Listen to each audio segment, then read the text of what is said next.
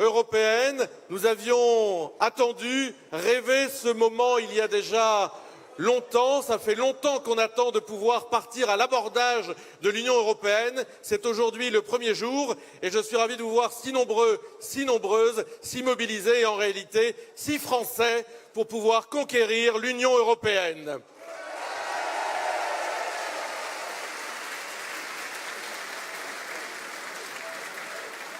Nous sommes, à n'en pas douter, le cœur battant de l'opposition française. Nous sommes, à n'en pas douter, ceux qui allons remporter l'élection européenne au mois de mai prochain. Mais nous allons nous battre. Nous allons mobiliser les Français sur notre projet. Pour pouvoir vous parler de ce projet, je vais vous demander d'accueillir notre premier invité. Notre premier invité, c'est probablement l'une des personnalités les plus populaires de notre mouvement, puisque vous le connaissez tous, évidemment. Il a conquis, il y a 4 ans déjà, et dès le premier tour, la ville d'Hénin-Beaumont, dans le Pas-de-Calais. Il a transformé cette ville. Il siégeait au Parlement européen depuis 4 ans. Il a fait le choix, en vertu de la loi sur le cumul des mandats, de privilégier sa ville d'Hénin-Beaumont, qui est le symbole de nos victoires, qui est le symbole de notre politique, de la façon dont nous pouvons mettre en application nos idées et les voir réussir. Je vous demande d'accueillir Steve Briouat.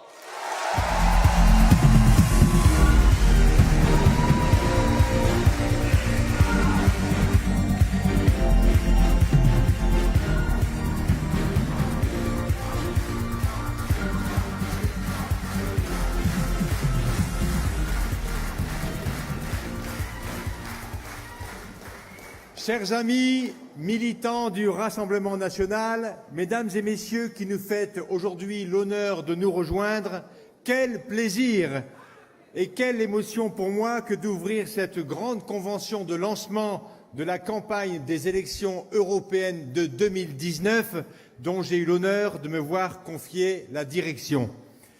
Il y a maintenant presque 5 ans, le Front national, défiant une fois de plus toutes les prévisions, arrivait en tête lors des élections européennes de 2014. Il envoyait ainsi au Parlement européen la plus importante délégation française, et ce, quelques semaines après la conquête de villes qui ont démontré notre capacité à gérer. Marine, tu peux être très fière de cet exploit, voué à se répéter prochainement, et qui nous a permis de tant accomplir en un mandat. Exploit doublé d'une prouesse, celle de constituer également pour la première fois un groupe des eurodéputés défenseurs des nations, brillants représentants de leur peuple, et j'ai évidemment une pensée particulière pour nos amis italiens et notre ancien collègue et actuellement ministre de l'Intérieur, Matteo Salvini.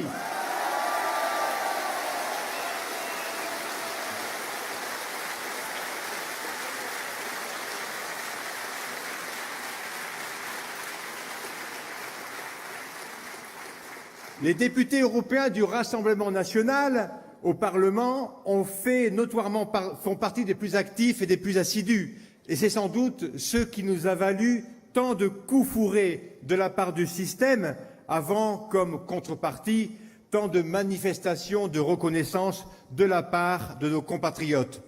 Je tiens également à féliciter les députés européens sortants pour leur travail et plus particulièrement l'un d'entre eux, aujourd'hui disparu, je voudrais évoquer notre camarade Édouard Ferrand.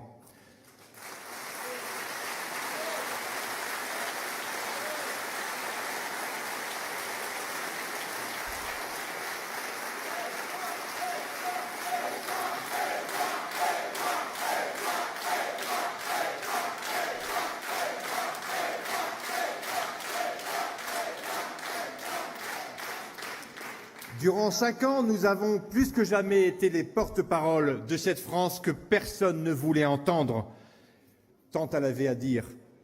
Nous avons plus que jamais exprimé les préoccupations, les priorités et souhaits de ces Français, ceux que le président de la République aujourd'hui méprise, affirmant qu'ils ne sont rien. Ils ne sont rien, selon lui, parce qu'il ne dirige pas de start-up, mais une simple PME. Ils ne sont rien parce qu'ils ne bossent pas à la défense, mais dans une usine. Ils ne sont rien parce qu'ils n'ont pas fait l'ENA, mais sont des fonctionnaires. Ils ne sont rien, selon lui, parce qu'ils sont des gilets jaunes et non pas des racailles. Et, d'une manière générale,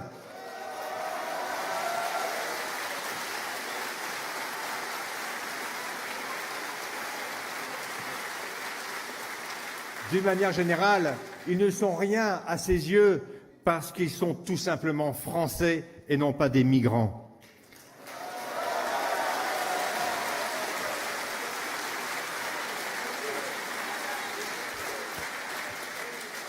Les députés français du Rassemblement national, mais aussi tous nos alliés élus dans d'autres pays européens, ont été les seuls à exprimer une voix dissonante dans un hémicycle bouffé par la soumission aux intérêts financiers, soumis aux mêmes et éternelles rengaines immigrationnistes, fédéralistes, ultralibérales, idéologues et toujours hostiles au peuple et aux patries. Fort de ces succès, nous devons réitérer l'exploit en mai prochain, le multiplier à l'échelle européenne et envoyer un maximum de députés à Strasbourg et Bruxelles. Il ne s'agit pas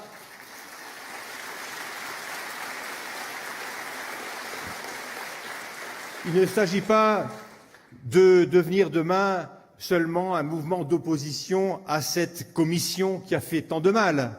Il s'agit surtout de gagner cette élection à l'échelle européenne et de mettre fin à ce système qui méprise les citoyens de nos pays. Nous sommes les seuls à pouvoir le faire.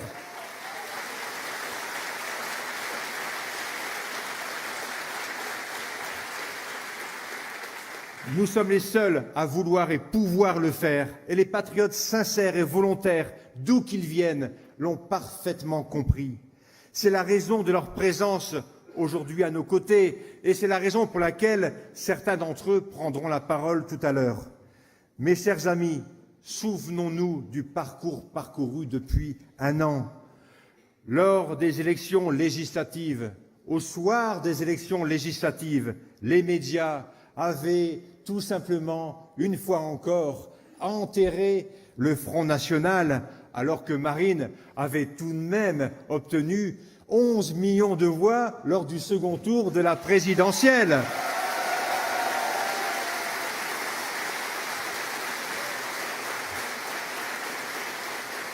Et que nous venions voir quadrupler le nombre de nos parlementaires à l'Assemblée nationale. Puis, ces mêmes médias ont tantôt fait la promotion de M. Mélenchon, tantôt celle de M. Wauquiez, parce que M. Mélenchon avait été décrété par les médias comme étant le seul et unique opposant. Voilà. Mélenchon, c'est celui qui allait être l'opposant à Macron, et Wauquiez, c'est celui qui allait nous siphonner les voix. On l'a bien vu. On peut parfois se plaindre de l'adversité à laquelle nous faisons face, aux discriminations dont nous faisons l'objet, aux caricatures qui sont faites de nous, mais s'il y a bien quelqu'un qui a été la cible de ces attaques, qui a dû subir une haine issue de partout, sauf du peuple, c'est évidemment notre présidente. Et certains, au lieu d'affronter leur propre turpitude, ont préféré accuser Marine de tous les maux. Pourtant, nous sommes encore une fois à l'orée d'un nouveau séisme politique et nous le devons une fois encore à Marine Le Pen.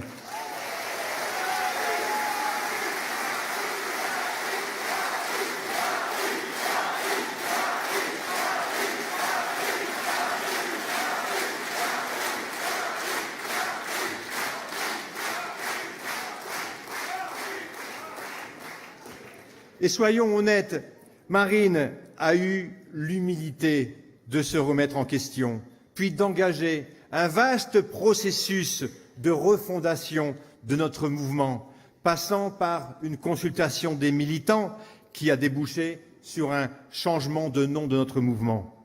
Le Rassemblement national montre aujourd'hui qu'il est à la hauteur de sa vocation première. Il est en effet l'épicentre où s'organise la résistance au système et la reconquête de la France par les Français. Cette élection sera une occasion supplémentaire de réaffirmer que l'Union européenne n'est pas l'Europe. L'Europe, c'est une réalité historique, géographique, de civilisation qui ne peut exister que dans la liberté des peuples et la souveraineté des nations. Autant de choses.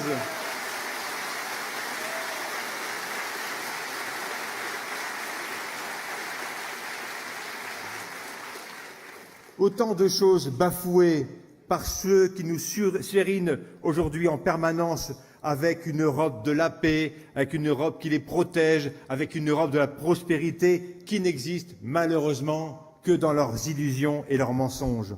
Le sens de l'histoire et la volonté des Français nous porteront demain et nous permettront d'accomplir cette mission. Car ne parlons ni d'exploit ni de surprise. Nos succès de demain ne seront pas un accident de l'histoire, mais bien le vœu des Français. Mes amis, oui, nous allons arriver au pouvoir.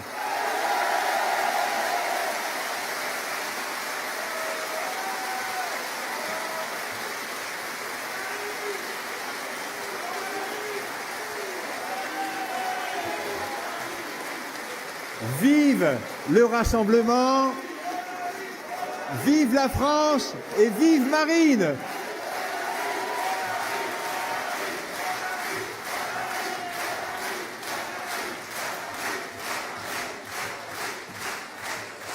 Merci Steve.